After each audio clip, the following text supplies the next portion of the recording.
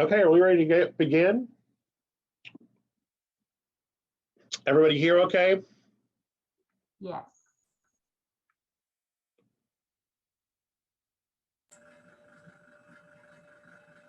Okay, Dr. Shaw. Oh, well, okay. I think I'm unmuted. Hello. Welcome to our session on virtual book clubs. We will talk a little bit about ideas on hosting virtual book clubs. But before we need to get there, thank you, Melissa, we're offering these different trainings or PDs throughout the summer, just free from the College of Education, but we are also promoting our different online degree programs. So we've got a slide shared for you right now. If anyone is considering going back to school, again, I know some of you guys are still in school because I'm recognizing a few of our student names. We have a variety of K-12 educator higher degrees. If you would like to work on any of those, we do have a new ed specialist degree in the Department of Teaching and Learning on digital age teaching. There is a new PhD program also that has just been promoted, but I guess it's not an online one, is it? Or maybe it is. Leadership include. Okay, sorry. You guys probably should have shared about this one. Well, I could share and say, hey, come do a reading program because that's the one you want to come to. Yes. I can share and say, come to the ASTL program, because now, once you complete the core of 5 courses, you get your instructional facilitator endorsement. That's also gets you the LEAD certification, which is part of the new pay structure that the state is trying to set up. Okay. And then my turn to promote my 2 programs. Library media, of course, is near and dear to my heart. I graduated from UCA in 1999 with my master's in educational media and library science, I believe is what they called it then. And it's completely online, and it's a fantastic program because, well, contrary to popular belief, if you're a school librarian, you don't just get to sit around, eat bonbons and read books all day, but that would be, you know, the most wonderful life. You get to teach also. You get to do a lot with technology, and it's fantastic. But the other program I'm in charge of, instructional technology, we had our first 5 students in the state just certify with their online teaching and learning endorsement. So if anyone would like to join that, we also have grad certificates in those. All right, so those are my plugs. Or I will promote my really good friend Valerie Couture's program. We've also got school counseling. So there. Jeff, do you want to add anything? No, I think we covered everything. Okay. I'll just say that we also have dyslexia. Oh, right. Yes. And that's super important. When I was being a smarty pants about reading, I didn't say dyslexia. So we do have the full master's in reading. And if you come and get the master's in reading, you are eligible for the K-12 reading specialist and the K-12 dyslexia endorsement. Or if you already have your reading specialist degree, or you are just interested in the dyslexia, you can just come and do those 15 hours.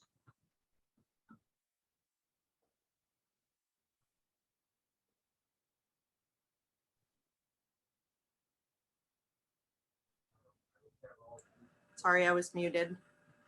So we are hosting our session today on virtual book clubs. I am Dr. Erin Shaw. I spent 24 years in public schools. I was first a 9th grade science teacher, and then I moved into a high school library, and then a junior high library, and then a middle school where I spent my last 15 years. And so just 4 years ago, I started here full-time at UCA. And I truly love what I do now, but I really do miss the kids. So I am part of the Charlie Mae Simon group that reads and puts those book lists together. And I'm also part of the Arkansas Teen Book Award committee. So Amy, do you want to take the next? Introducing ourselves? Yes, I think. Sure. Yes, I'm Dr. Amy Thompson. I spent 14 years in the public schools. I taught in the Little Rock School District. Yay, Little Rock. And I taught 3rd and 4th grades. Loved it. This is my 8th year being at UCA. Started as field coordinator and teaching in the MAT program, and now I am the program director for the reading and dyslexia programs, and then teach in the dyslexia portion primarily. So yeah, that's me, and I do the Diamond Award. I serve on that committee, so none of these will be in that today. But if you work with the younger kiddos, that's one that I work on, and I'm also on the board of the Arkansas Literacy Association. So if you haven't become a member, join us. Jeff. Okay. And I'm Jeff Whittingham. I'm a professor in the Department of Teaching and Learning. I spent 13 years in the public classroom at Westside and Valley View in the Jonesboro area. And coming up here will be my 19th year at UCA, which is really hard for me to believe. I chair the Charlie Mae Simon Committee, and we're going to talk about a book that's on the Charlie Mae list this year. So that's it. We're ready to go, I think. Melissa? I was going to pop in just really fast. If anyone's not familiar with the Charlie Mae Simon lists or the Diamond books or the Arkansas Teen Book Awards, that was something I was not familiar with as a junior high science teacher. I didn't know anything about those until I went through the library programs. So if anyone works with high school students, there are 2 different levels. There's the 7th through 9th grade level. That's the, thank you, Amy. She just put in the chat a link to the different award programs, but there are 2 different levels. There's level 1 for high school, 7th through 9th grade, and then there's the 10th through 12th grade book awards. And then the Charlie Mae Simon is for 4th, 5th, and 6th graders. So if you teach any of those, that would be your middle level. And then your Diamond books go from kindergarten through 3rd grade. So I just figured I probably ought to mention that. Those are the Arkansas State Book Awards. Well, let me also mention the Charlie Mae Simon last year started using readers. So there is a committee of 15, but then we're also asking people to read from our list and make recommendations for the next year's list. This year, we're opening it up to students too. So if you are interested in being a reader, and there's no real commitment there, you just read books on the list and go into Google and give us your feedback. Like if you really like a book and you really want us to focus on it, or also if you want your students to do that, just send me an email and I can send you the sign up link to be a reader for Charlie Mae Simon, or to have your kids sign up to be readers for Charlie Mae Simon. All right. So right now our slide is showing just some different book club types. And again, as a science teacher, I've never taught reading. I never really thought about needing to break down text for my students, but we also weren't reading novels back in 93, this was a long time ago. And then I got into middle school was when I really started to see book clubs. I don't know how else to say. I was maybe just not the best high school librarian at first, because the library was seen as more research. It was all about, and honestly, it was before we had one-to-one devices. We only had like 5 computers. So it was very much print research. But when I got into the middle school level, that was when I was first introduced to literature circles, I guess through the Harding program. And Jeff Whittingham is who asked me to teach a disciplinary literacy class here on campus. I don't know, Dr. Whittingham, was that like 2011? It was a long time ago. And when he first asked me to do it, I said, I don't know anything about how to teach how to read. And he said, no. I said, I was a science teacher. He said, that's why I need you. He said, I need you to show where these different literacy strategies could even take place in these other non-literacy based content areas. And so the literature circle was one that I love the roles once I learned this from Jeff. But Jeff, do you want to take over and talk about the first one about literature circles? Maybe he and I still use these, and you don't have to use them just with a novel. Thank you, Amy. You put our presentation link in there if anyone wants to follow along. So basically a literature circle, the students all have different roles. You typically will have a discussion director, somebody who comes up with kind of the overarching goals of whether it's a chapter, whether it's the whole literature book. We do something called a word warrior. I love that one. It's really a vocabulary role where somebody goes through and kind of picks out either words that are thematic throughout the text or things that they don't know. And so they'll define those and share those with their group. We do one called the connector detector. This is one I know Jeff and I use a lot, even in our school library courses. And we're even using it in our online teaching and learning teaching academy this summer, where the students make connections with other text, with the text and their own personal experiences. And it's just a great kind of sounding board to make these different connections.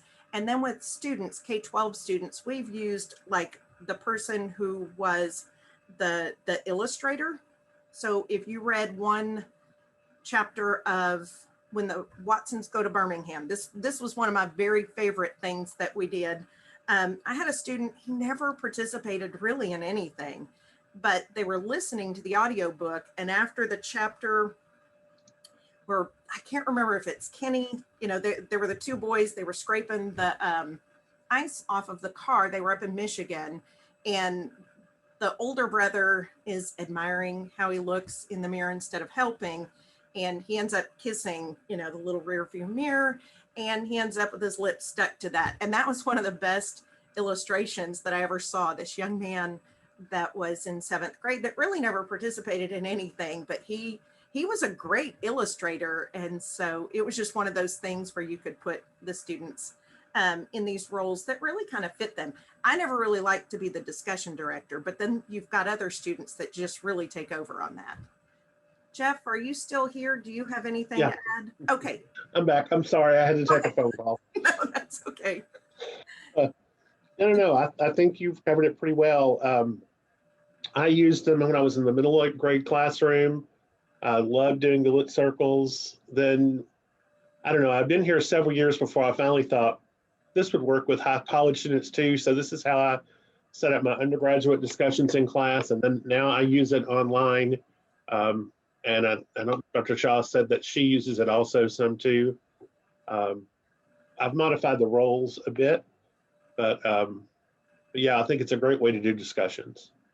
Yes. Well, and I had a summarizer in some of my college ones, but what I found happened, especially when the roles went online, because they would have either a Collaborate room or now they've been using Zoom rooms, which is great.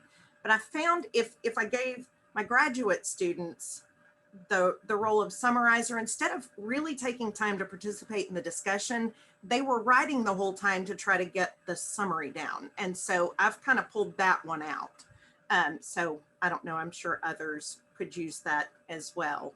Well, in my library class, the class is called Trends in Children's Literature.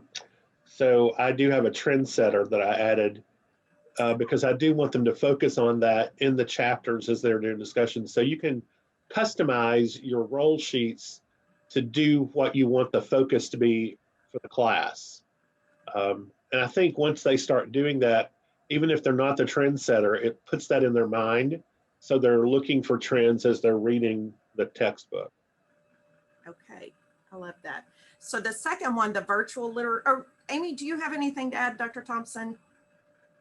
Just that I use those also when I was teaching 4th grade. I don't know that I pulled them out for 3rd graders, but I did in 4th grade. And I loved them. I just needed to be sure that I rotated around and visited with them and checked in at what they were doing. And one thing that mine really liked was the role of the visualizer. I'm not sure if you had mentioned that, Dr. Shaw. But that's one that I used, and they, creating that movie in your mind, or what do you think it looks like? I did that with my third graders with picture books, and then, we'd actually get to look at the pictures and see how alike they were. So that was always a lot of fun. But yeah, you can definitely use it in elementary also. That's great. Yeah, I have zero experience with the little ones. So I'm glad that we have those multiple perspectives. But yes, there is much more support and scaffolds that you would need to provide, those younger. But really, once they kind of figured it out, because we did use it with students as low as 5th grade, once they kind of meshed with their group, the thing that I liked at the middle school I worked in, the students got to choose the novel that they were going to do. And if you told them beforehand, and everybody, middle schoolers, they're like sheep, I guess, you tell them, and one kid says, "Ooh, I'm going to sign up, for this one." Well, if they know what everyone else is doing, well, then they're going to sign up with their friends. But one of the literacy teachers did such a good job. I loved the way that she modeled kind of thinking outside the box for yourself and thinking, what text you would rather read. And then they did like I don't think it was a Google form. It was probably paper-based when we first started, but the students got to rank the books based on, descriptions, covers, all of that. And that really seemed to help kind of divide up those middle school students more by, interest level rather than who their friend is. So that was just a great opportunity. But the other thing I was going to say, when I did this with the disciplinary literacy students, I had different content areas. And so, math students were always like, well, we're not going to read. And I was like, I get that, but, they could do short articles. My science students then were like, well, we don't have time to read a novel either, even though they should. That's just my personal opinion. But they could, just even break down the textbook, just, chapter 1 or whatever, chapter 5 if they had a text. But it could be articles, it could be anything. The virtual literacy circles or electronic discussion groups, this is more like if you were doing kind of an asynchronous book club, because that was something that a high school librarian, she was trying to figure out how to move her book clubs online when they had different lunch, I guess, especially when the pandemic came. And then this last year, instead of having 2 lunch groups, they had 4. And for her to be able to manage everything, she was like, I can't do 4 lunch groups every day or once a week, because she had different classes coming in. So she set up more on like a Google Classroom section. They had more, it's almost like a Goodreads, I guess, where you got to recommend books. Then there were threaded discussions and just different ways where they could connect with each other and the books. And then the interdisciplinary literature circle, that one was from McCall, but that one also had those prescribed roles, but it was around a central theme. Everybody wasn't necessarily using it for, a classroom novel for language arts, but instead this would have been just different topics. And then finally, the learning clubs, that's more of like a shared interest group.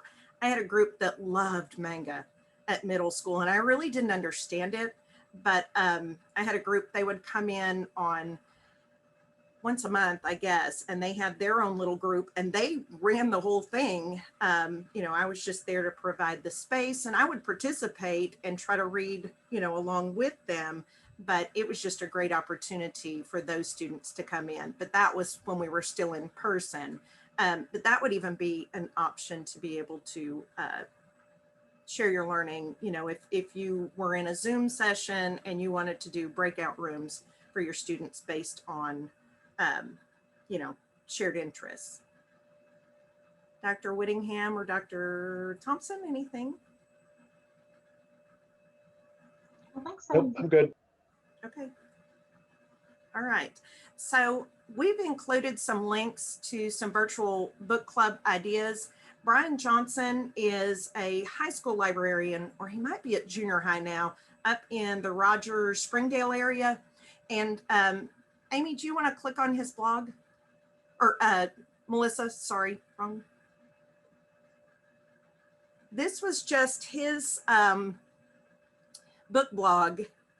And I don't know. Yes, this one did. It tells you a little bit about, it was during the pandemic. He had several students that wanted to meet together for their book club. And so he was trying to figure out a way to do that. And so he set up a silent book club where everybody just connected. He told the students what time, what day, and set up a Zoom for them. And the odd thing was all these students were interested, but when push came to shove, and the day that the book club where the first time they tried it was only teachers who showed up. But he said it was a great opportunity to, Melissa, you can go back, for them just to sit and read together. And he said it was kind of awkward at first. You know, everybody just had their cameras on, everybody was reading, but down in the chat, if somebody had a connection or something they just wanted to talk about, they weren't even reading the same book, but they would post in there just ideas and thoughts that they had as they went. And he has been successful since then in incorporating students to come in. And that was just one of the nice things where the students had a chance to read together, even in a virtual environment. And I know right now, Ms. Cooksey and Ms. Ann Broyles right now, they are both teaching the same section of one of our summer 1 courses. And that was a technique they did during one of their synchronous sessions. They were all reading an article. And so they did have them turn off their camera because, as one of the instructors pointed out, if they were reading, you would just see the top of their head. But they took the time together for like 10 minutes and just kind of digested one of the chapters. Then they came back and had a great discussion.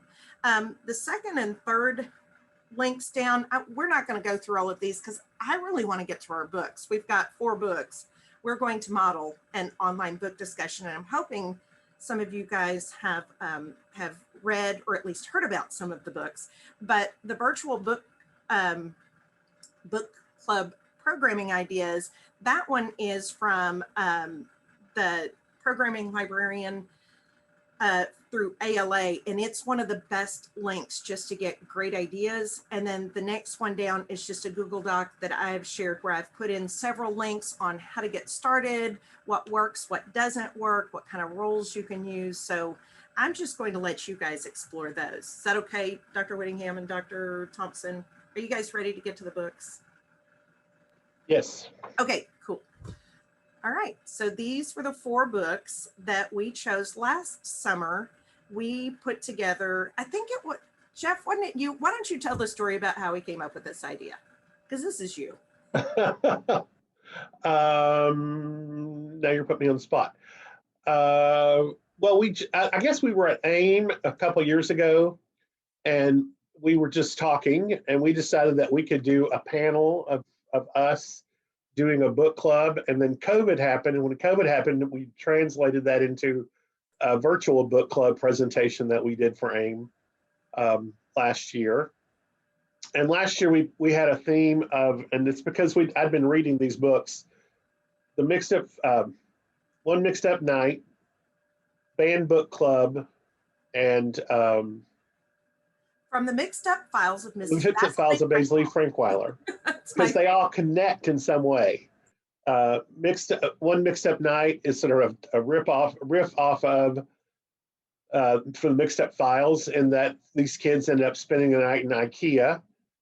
Banned Book Club is about a girl whose favorite book is from the Mixed Up Files of Basil Frankweiler, and the book is banned in her library. So because of that connection, we decided to do that. So when we decided to do this year, we chose books that are about animals under the sea. And that just happened because for some reason, a lot of these books are out right now. Do you want me to go ahead and do a quick book talk on all 4 of these, guys? I think that'd be Okay. great. So in case you haven't read them, I'm just going to talk through them quickly about and tell you what they're about. A Possibility of Whales is about a girl whose father is a superstar, super movie star, and the paparazzi is always chasing them. There's an incident when they live in California, so they moved to Canada and they're living in a trailer, a RV, basically trying to stay out of public view. But then the main character goes to school and everybody sees her dad dropping her off. They don't care about her, but they care about the father. It's really hard for her to make friends. She makes friends with a transgender girl, and it's really her only friend as they go through the year. And it's all about finding the past. Also, it's about helping her friend with the relationships with her parents. And there's another thread in it that she knows who her mother is, or she doesn't know who her mother is. She just knows that she's a famous person, and she can't decide if she really wants to know or if she doesn't want to know. So there are opportunities for her to find out, and she usually chooses not to find out. But it's a great read. The Benefits of Being an Octopus is about a girl that most of you will all know, is because you've had a student like this. They live in a not so great part of town. They're in this house trailer that is pretty immaculate because her mother's boyfriend is a clean freak. So that's a positive, except he's very obsessive and not nice to her mother. And as the book goes on, she realizes how downtrodden her mother has become, and she's frustrated by that because she wants her mother not to be that. Also, she likes the idea of being an octopus because they have 8 hands that can do lots of things at the same time. They can also hide and camouflage themselves easily, and that's what she tries to do. But one of her teachers picks her out to be part of a public speaking group, and it's sort of her coming out of the octopus shell as she is learning to stand up for herself. That's a good way of saying that. Song for a Whale is about a girl who is deaf, and she learns about in class one day this whale that can't communicate with other whales because something is different about it. And so she sets about to write a song in the frequency that this whale can hear, and she wants to communicate with this whale. So she and her grandmother run off to the next place it's going to be, or they think it's going to be coming up, and she wants to go and again play this song for her whale and communicate with it. The only thing I thought unrealistic about this is that the grandmother and she run off and don't tell her parents. They're just like, we're leaving, we're going on a trip, and they sneak away. I thought that was sort of unrealistic, but it's still a pretty good book. The Line Tender by Kate Allen is about a girl whose mother is dead. Her mother was an oceanographer or a ocean biologist, I guess an ocean biologist. And one day there is a shark that is found off the coast, and it's brought into town, and everybody's all, how did this happen? Sharks don't come in our area. And the main character then starts to look at her mother's research and realizes that her mother had a theory about migration patterns of sharks. And she sets out to sort of complete her mother's research. And the line tender, I found out, is the person who sends the hose connecting rope down into the water for divers. And that has sort of a different kind of meaning as you go through the book. Okay, anybody, Aaron, Amy, want to add anything? No, I think you've done an excellent job just with the intro. I was just wondering if anyone has read any of those. So if you wouldn't mind, maybe down in the chat, go ahead and put in your name, what school you are with, since I think that way we can run those for certificates later, and put in which book, if you've read any or none or all of those. So let's give everyone just maybe a minute or two to put that in. Well, I'll say that when you picked out these books, Jeff, and kind of told us about them, I thought, because of their titles, it just looks like. So I definitely learned judging a book by its title is a very bad idea. But I mean, surely I already knew that, but I still went, But the benefits of being an octopus, I can say I agree. There are so many kids that I could just picture them in my mind that had been in my classes before. And I just think what a gift it would be for them to see themselves and that they're not alone. And the Song for a Whale, I'm loving, and it's dealing with a little girl that's deaf. And so, we don't have enough books like that where students can see themselves in them. And so I think it's a great opportunity for that. I think one thing I didn't realize until just this very moment looking at the covers is that the main character is a female in every one of these books. It sure is. Huh. Yeah, I hadn't even thought about it in that way until I'm looking at all the covers. The ones we did last year, they were all, 2 of the 3 were partners. I mean, there was a boy and a girl. Yes. Yeah, that's true. Huh. I hadn't thought of that either. Yeah, you're right. I loved that we picked an ocean theme only because I always tell my story. When I was in 7th grade, I did a research project and I was going to be a marine biologist. Let me tell you, I was going to go to Scripps Institute in La Jolla, California. That was my goal. And I started here at UCA as an undergrad, 1988.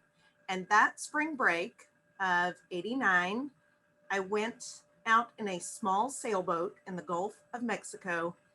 I was so ridiculously seasick. It wasn't even funny. My sister was with me and I was so jealous. She's eating a sandwich on this ship, just bored out of her mind. And she's like, when are we going to get done here? So I realized then I probably could have gone on to do that, but it just didn't work. So I've always been so fascinated by the sea. So I don't know if anyone else has that experience. You came to UCA to be a marine biologist. I mean, what are you going to do? Study catfish? I got stuck here by my parents. Don't you know my story? No, I had a biology scholarship to a university in Indiana. You had to first get your undergrad, kind of your basics first couple of years before you could go off to the Scripps Institute for Oceanography. So I had to start somewhere. And so my parents made me come here. I love UCA now, but let me just tell you, I was not a fan back then. I might have only gotten a 1.8 one semester. Second semester, I'll admit, I was taking bowling and chemistry 2 and trigonometry. I don't know what all I was taking, but the only class I went to was bowling. I took bowling. I loved it. I'm telling you, I could bowl, but she was the only one who took attendance and you had to have a bowling score. So I would just go and bowl and go home. And then when exams happened on campus, I would come and take my trig exam. I didn't do very well. So anyway, that's my story. But I ended up at Fayetteville to finish my teaching degree just because I guess I needed to go away. I don't know these things. Sorry, I'm telling stories now. But I love the ocean. And so my original one, I wanted to do Dark Life by Cat Falls. That was a little bit older, but that one does have a male main character. So I've been reading through the chat, people that are, everyone that's posting, and we have a lot of people that haven't read these. So I know. Yeah, these will definitely be great ones for you all to check out. And, I think the reason I went was because they were all kind of about the ocean. And I thought, oh, they're all going to have some kind of science theme. And that's just not me. And they were so wonderful. So don't let that turn you away. Learn from me. And you're right about and let me just say, have faith in me. Yes, I should have. I tell you, I read The Benefits of Being an Octopus and I thought, he can pick a book. Yes. So I'm seeing a lot of my students in here because my library people, I'm so excited, but I love to also see other people that are still classroom teachers. We should have asked, we've got elementary, we've got middle school, we have lots of different ones. We have a lot of high school. Yeah, which is great. We even have a few non-classroom teachers, maybe school counselors, couple. So I'm excited. And that is one, benefits of actually all of these would be fantastic, even with our, just all of the different subject areas. You're right, Amy. I was excited originally because of the science. I was like, oh my goodness, this is going to be fantastic. And so the first one I had ended up reading was The Line Tender. And I loved it. I wanted it to be on the Charlie Mae Simon this year. I know that Jeff had a little bit of a hesitation. He thought maybe it wasn't the right fit for the grade level, 4th, 5th, 6th, maybe a little more 6th, 7th. Is that right, Jeff? Yes, I thought it was a little too old for our list. Okay. I found it fantastic. The little girl, she lost her mother, I think, when she was 7, and her mom was just such a smart, strong character. You could tell she was just this leader in this shark research. And the dad was fantastic. He's a, what do you call that, Jeff? A rescuer? A diver, yes. Yes. And so, but just him raising her, I can't imagine not having a mother, to help me through those kind of, times when you need a mom. And her best friend is a boy who lives right next door. Is that right, Jeff? I think. Yes. Okay.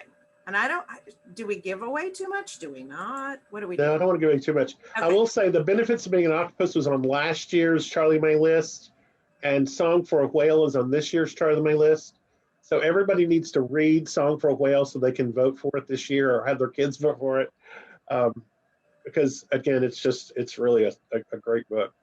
Mm-hmm. Let me talk about a possibility of whales for a second.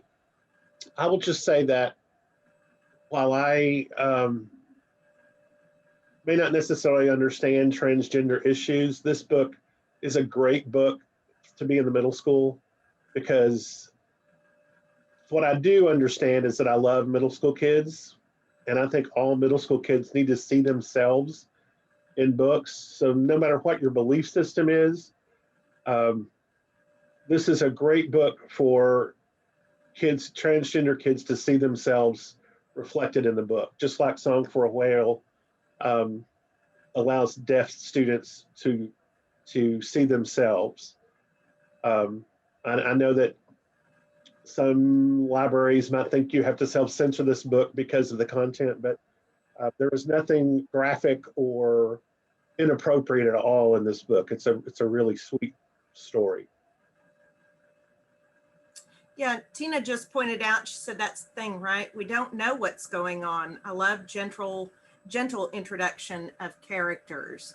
And that's, I think about in my library, or our library, I always called it my library, just about the students. I really wish I had been brave enough to set up a self-checkout center, but I always thought, no, my books will go missing. And that was just, I don't know. Now I'm thinking that was a terrible idea, because there's so many. I had 5th, 6th, 7th, and then I only had 6th and 7th there at the end.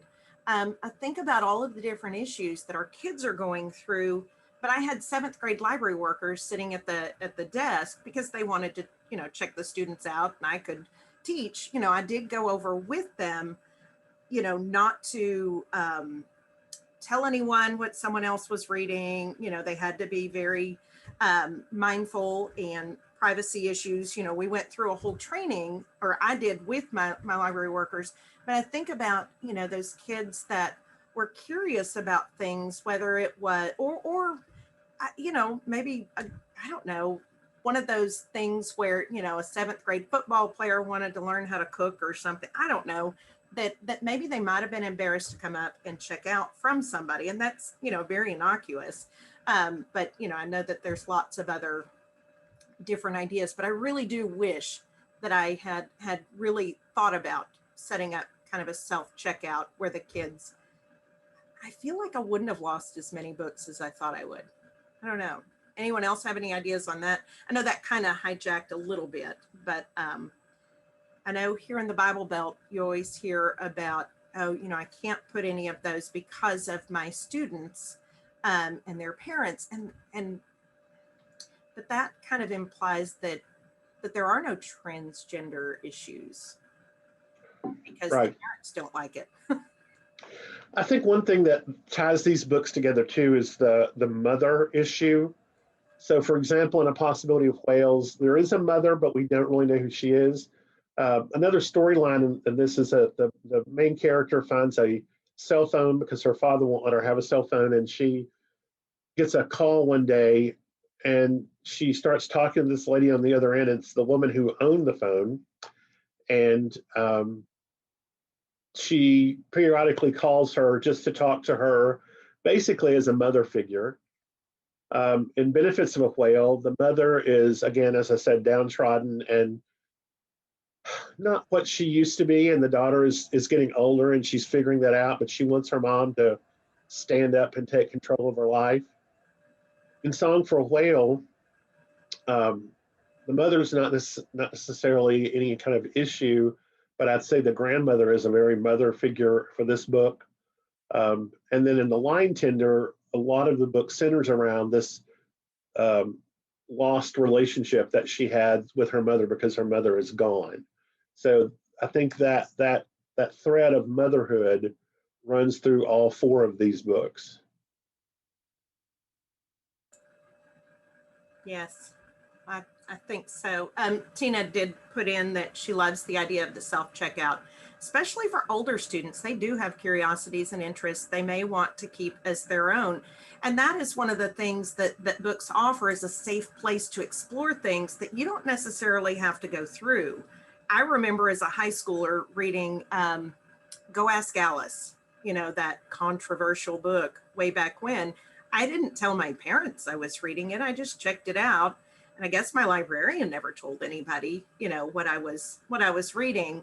And, it was all about alcoholism and just, but it was a safe way, I really guess, to experience that. But yes. So Benefits of Being an Octopus, that one also, there's that little girl Fuchsia in there. Cell phones are such a big deal. We always assume every kid has a cell phone, and they do probably in their pocket, but they don't always have minutes. They don't work. And I know that I worked with students at that last middle school that I was in, that they would carry around these cell phones. And when the teachers would tell them to pull out your cell phone and you can use it for, they didn't have any minutes on it. And sometimes it wouldn't even connect to the Wi-Fi. It didn't even turn on. So, some of the teachers were a little miffed at that. But then you think about those kids that, they want to be like everybody else and they can't. And that's, the little girl in this one, or the young lady, I guess she's 7th grade. She's thinking about her little brother and little sister, 3 and 4-year-old. And she goes to comb their hair one night because she knows eventually everybody is going to figure out that they are poor and just don't have a lot. I don't know. Anyone want to add on that one?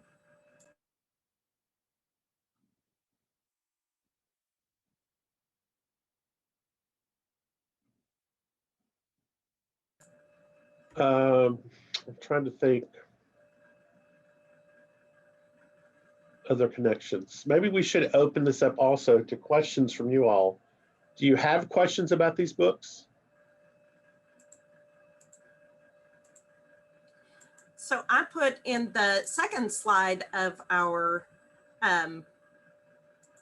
or second to last slide, I should say, the ocean theme. There are book club question ideas, and we really didn't put any guiding questions in there, But I've put in there so anyone can edit it now. But if anyone has any ideas of kind of question starters, you can type those in there. It should be interactive for everybody, I think.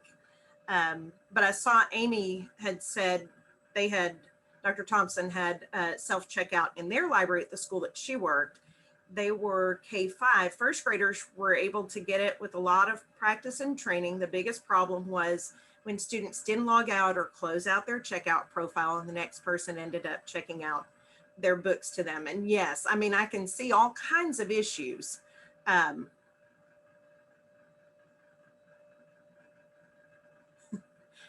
Tina said, yes, the cell phone story is breaking her heart, because it really is. All of those kids wanting to fit in. And then you think about, you know, the pandemic hitting, and, you know, everybody at the beginning of the year, everybody always puts down, yes, I have access to the internet. Even my kids do, but ours is so spotty and we pay for it. So it's, you know, I mean, but I know there's all those other kids, but it's their parent who maybe has a cell phone, so they have access to the internet. The parent's not going to turn that over. So, Melissa, good luck. And yes, we'll share the recording with you. So we hope she's heals fast. Sorry. Well, Aaron's cell phone story is very sad, but I will prepare you that in possibility of whales, the cell phone story is very sad there too. You will need Kleenex because it is very sad. I would say that, let me think. I think I cried in all 4 of these books at one point or another. Yep, I'm pretty sure I cried in every one of these books. How about you guys? Yep. The Line Tender, man, that one got me. Oh, it's tough. Yep, it did. It did. Yeah, I don't want to give away too much. Yeah, no, me either. Don't give that away. I'm not. I like that. She said, Tina said, thanks for the warning without a spoiler. I know. I'm so sorry. Yeah. Michelle commented that she loves that you had picked a book that has a trans character, and that she has noticed more middle school students who are trans and often start sharing that more during the middle school years. Right. Oh, I definitely think so. I mean, I think it's definitely a trend in at least young adult, but I'm starting to see it in juvenile middle grade too. Andrew Smith's latest book, Bye Bye. I can't think of the name town, but it also has a transgender character. And there was one more I read recently. Oh, I can't think, but definitely in the YA books, it's definitely a trend, and the whole gender fluidity is there too. The pronoun thing, I will be honest, when I read them and they, it throws me when I have to start figuring out what they're talking about until I know, oh, that they're talking about that character.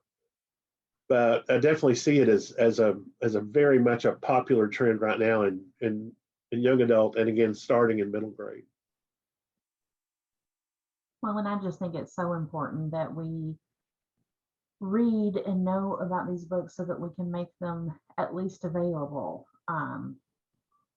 for our students, because everyone needs to be able to see themselves, and that's not always possible in a classroom. You might not see yourself represented there, but to be able to do that in literature, you can feel that connection and not being alone, and that you're not odd or strange or weird. There's other people that are like you, and I think that has to be very comforting. And I feel like that is really where the school library comes in, because if you are doing your job, you are offering multiple perspectives, not having an opinion about any of those, but you're offering grade level appropriate, I'm not saying put 50 Shades of Grey on your shelves just because, but I will never forget. So my principal, the last couple of years I was there at the middle school, she came careening into the library one day and threw the door open. She said, "Miss Shaw, do you have 50 Shades of Grey?" And I was like, "No, I don't have that book in here." And she was like, "Well, I just heard a little girl she was talking about. She just checked it out from your library." I was like, "No, she didn't. She checked out Between Shades of Grey by Ruta Sepetys, which is about the World War II and Lithuania." I mean, I was like, "Nope, that was not." But yeah, it was kind of funny. But the little girl did come in probably for that, or a few did. And so I don't know, have them check out Between Shades of Grey. And they actually liked the book, but that wasn't what they were thinking it was. It was kind of humorous. Sorry. I will say that also in these four books, I learned something, and I like that part of it too. That because there are sea creatures in the books, I learned stuff about the sea creatures that are mentioned, and I just learned a lot in reading these books. And sometimes when you read a book, you don't really learn any new information. But I would say in each of these books, at some point, I stopped and Googled something to check about it, especially Song for a Whale, to research this whale, to find out if it's true. And it is. There is this whales that don't communicate because something is different, and they don't understand the frequency of their whale counterparts. I researched octopus. I researched sharks. I know I stopped in every book and at least Googled something. And so I love the fact that I learn when I'm reading. What about you guys? Did you have any instances of that? Oh yeah, the sharks in the Lion Tender. I was just fascinated by that. They would and the diving, because I just recently was scuba certified. What was that, last year? I guess Dr. Gallivan and I went through that. So for my master's graduation in 1999, my parents asked, "What do you want for graduation?" And I said, "Oh, I love scuba lessons." And so they were like, "Okay." Well, I never took them. That was a long time ago. So when I got my doctorate, I said, "Oh no, I guess there was the scuba class here at UCA. I just sent my dad an email. Hey, can I cash in on those scuba lessons yet?" But I had never really thought about diving. And that was one of the things, the mother, guess she had come up too fast from and you always hear about getting the bends, the bubbles in your oxygen. So it was, yeah, that was very interesting to me, but also just swimming with sharks. I thought, oh, good Lord. But the benefits of being an octopus, I love how the little girl, she's talking about, all of the great things about it, how it turns mottled red when it gets, upset and pimple. And so she keeps connecting that to herself. And I knew that they, shot out the ink as a defense mechanism and they could squish into small places. But there were a lot of things that I learned on that one. Yes. Even if that's not your favorite thing to do. I did. I learned too. But it really is. It is so. The benefits of being octopus is just so beautifully written. It's. I can't give it away, but it's just a great metaphor. I guess is the best way to. She has a new book out. I haven't read it yet, but she has a new book out. It's on my list to buy. Well, I'm gonna have to find it because that one was phenomenal. The other thing I learned a lot in that one was about debate and just that boyfriend, just what a narcissist he is, and that whole how he's, because she's learning all of the different pieces of in a debate where you discredit your opponent, where and I'm like, oh, I'm just, yeah. I think one of the things that was interesting in that book is that we always assume that if people live in trailer parks, they must not have nice trailers. They must be not in great shape. I think that's a stereotype. And in this book, it's completely the opposite because the boyfriend is a neat freak who is obsessive about everything being clean and perfect and in its place. So I thought that was an interesting twist that she added to the book, that breaks stereotypes that people have about trailer parks. But you know, if you're an older person reading the book, it very much you could connect it to an abusive relationship, right? Right. That sense of like sleeping with the enemy, where he was a neat freak and everything had to be Yes. That's a great connection, Amy. yeah. I kind of thought of him about as like that guy. There's just so much there. I mean, abuse, poverty, fitting in, Science. science, kids that have to take care of others and they don't have time. I mean, how many kids do we have in our class that can't do their homework because they're too busy? They're taken care of. Well, and the crappy job her mother had. I mean, Mm-hmm. so many things to relate to. And the change. So yeah, there's just so many different. I think at the beginning, was it the beginning of that one or the Song of a Whale, where one of the reviews or something had likened it to fish in a tree.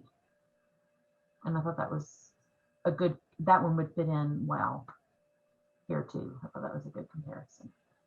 So Hillary says that she sees the girl as a parent figure. And I think that's very good because you're right. She is a parent figure. She parents her mother and she parents her siblings.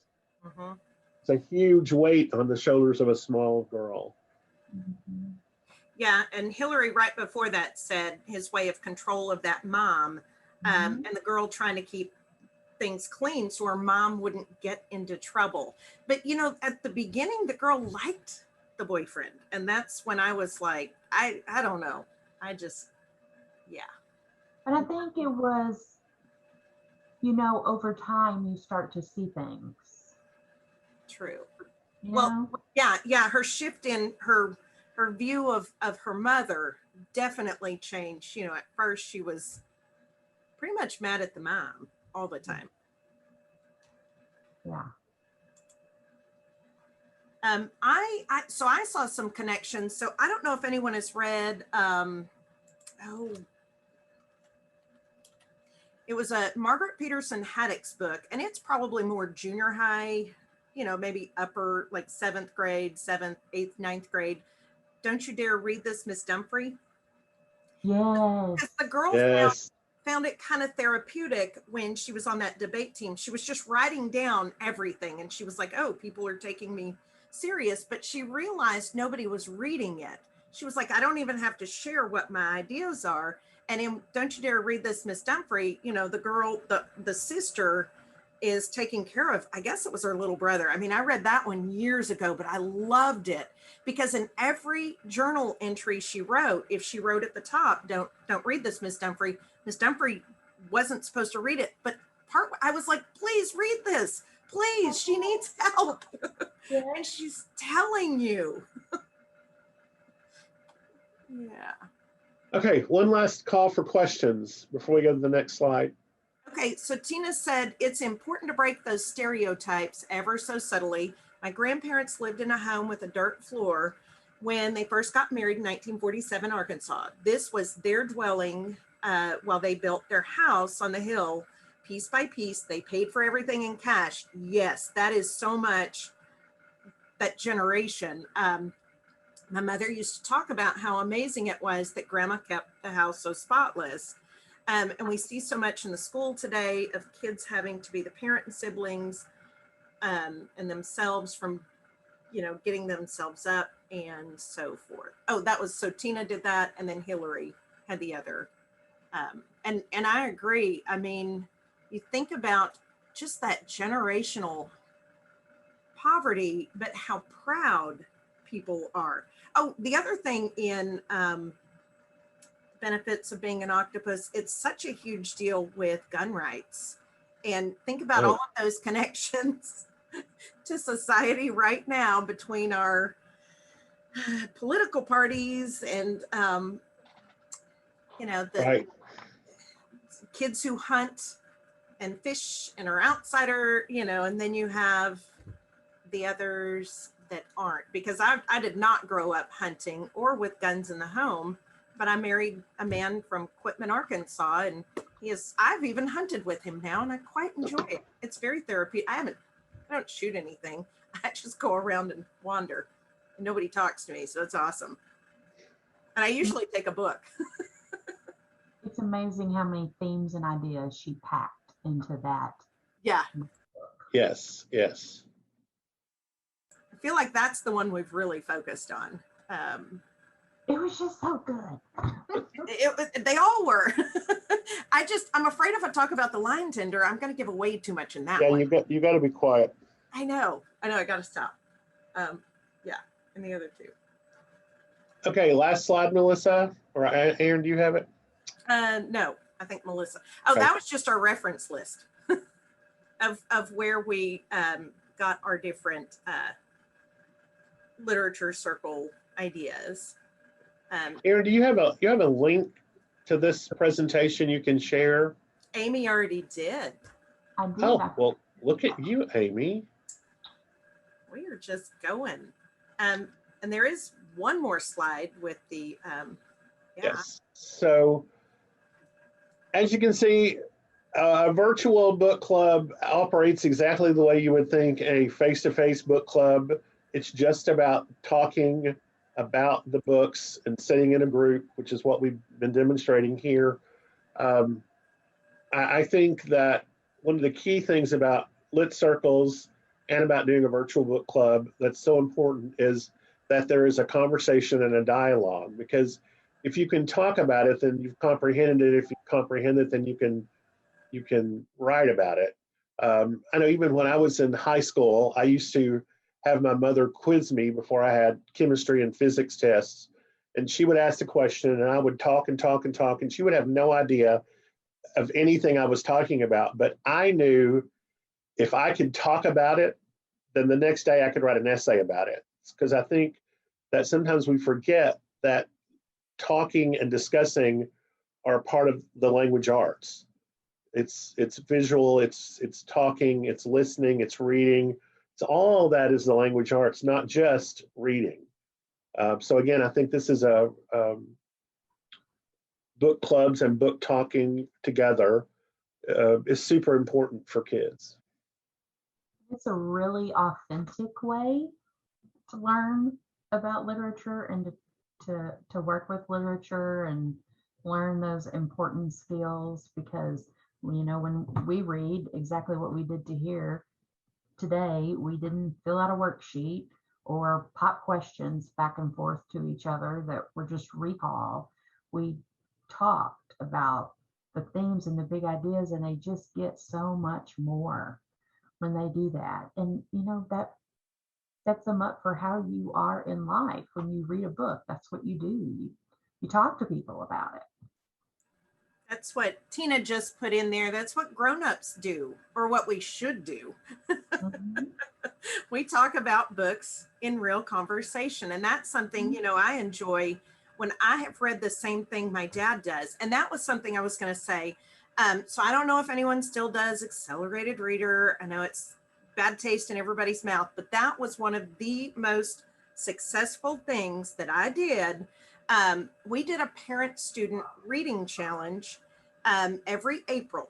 And the parents, I would put them in AR. They could come to campus and take all of their tests at one time. They had any time that month of April. And the student would read. Sometimes the parents would choose to read the same book as their child, which was fine. And that was one thing I will never forget. Ms. Hines one day came, she said, "Thank you so much for doing this." She said, "Andela's been trying to get me to read this book forever." And so she finally sat down. She said it was a wonderful book. And she and her daughter, I think Andela was in 7th grade then. They read it and got to discuss it. You know, they didn't necessarily read it together, but they each got a copy and then they shared their thoughts. And so she thought that was wonderful. I've had there was a dad that used to do the parent student reading challenge. He didn't necessarily read the same thing as his son did, but we had all of the AR tests. So he read like Clive Kusler and some other, you know, more just larger books, action, adventure, all of that. And so he took all of his tests, and I would add those points together at the end, you know, hand it out first, second, and third. But I allowed the student to pick any adult in their life. It could be a neighbor, it could be a grandparent. I had many grandparents that would come and do that. My own son, let me tell you, was he was in 6th grade. This was my oldest, and he was a huge reader. And so he and I partnered in 6th grade, you know, because I was there. We got 2nd place after the Limperuses, and Joseph was mad. I was like, hey, I pulled my weight, I think, but they just tested us. And so the next year is his 7th grade year. He chose my niece, who was a student here at UCA. And I said, anyone over 18, didn't matter. And so he and Dominique won that year. I was a little miffed. So in the meantime, there were also students who didn't have an adult in their life that they wanted to ask or felt comfortable. So the teachers, we did a adopt a student. So I would put a list out, and any kid that wanted to join, and then any teacher, I would pair them up. And Alec, there was a little kid named Alec. He and I partnered that year because my own son picked Dominique. I see Alec now, he's 21 years old. And every time I see him, he's like, hey, Miss Shaw, you remember that year you were my mom? I was like, yes, Alec, I do. He said, yeah, and I read a book. We lost significantly. But I still see this kid out and about, and he's like, remember this? I was like, yep, I do. I had some parents that even when their kids moved on to the junior high, they were like, hey, I'll adopt a kid this next year. I still want to participate. So, you could do it with other things without AR. Just for me, it was easy to keep up with. So, and then one year, Coach Moreland, he was the quiet dark horse. Everyone wanted Mr. Van Everett to be their partner because he was always the biggest reader, fastest reader, all of that. Well, Coach Moreland and his kid that year, his adopted kid, they won significantly that year. Oh, and our janitor, Miss Debbie, huge reader. She always adopted a kid too. So I loved it. We had a great time. So that's my 2 cents worth on getting parents together and kids. Okay, I think we're through. Okay. If anybody has any other questions, please let us know. You can always email us. We're easy to find. Yeah. And I would say feel free to leave any book ideas that you have in the chat, because that's how we talk about books and we get recommendations from others. We do. So you'll get your PD certificate in the mail email within 24 to 48 hours. It will have the official and unique ADE PD code for the session. Check your spam folder. You will still receive 2 hours of credit, even though we're done, I think, a little bit early.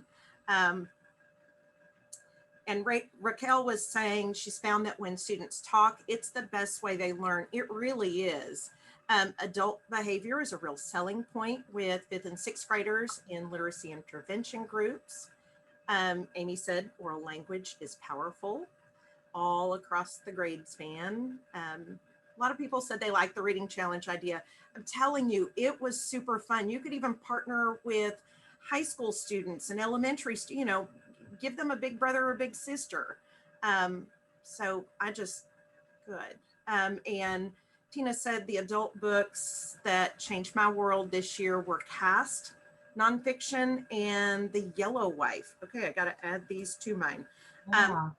So Prairie Lotus, if you guys have not read Prairie Lotus yet, that one was, I loved it. And I think it's on the Charlie Mae Simon this year, or we're reading for it right now. We're reading it this year, and I haven't read it yet, but Aaron will not let this drop, so I'm going to have to read it. No, you've got to. And I think it's on the high school list, though, too, because the young girl is 16. So I don't know for sure that it's going to make it to the Charlie Mae Simon list, but oh, it's so wonderful. I loved Little House on the Prairie growing up.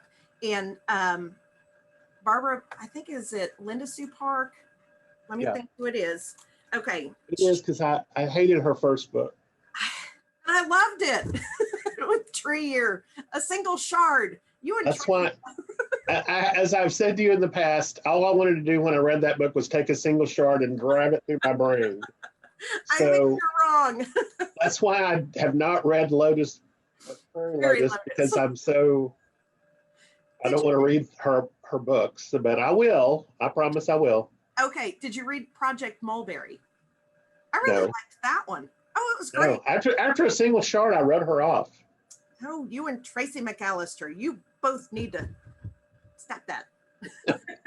But no, Prairie Lotus is wonderful. And at the end of the audiobook, I listened on Audible to that one. It was a really good listen. But she talks about, Linda Sue Park does a fantastic interview after. It might be 10 to 15 minutes. And it really, really hit home the anti-Asian, perspective right now that's going on in our society right now. It's wonderful. So everybody needs to read it. Okay. And I'm putting the Okay. Again, thank you guys for coming. And remember that we have PD every week during the summer. So please look online. I know the link is in the chat. Please look and find another fun PD that you're going to do from UCA for no money, just free PD. Okay, y'all have a good day. Thank you. Bye-bye. Bye.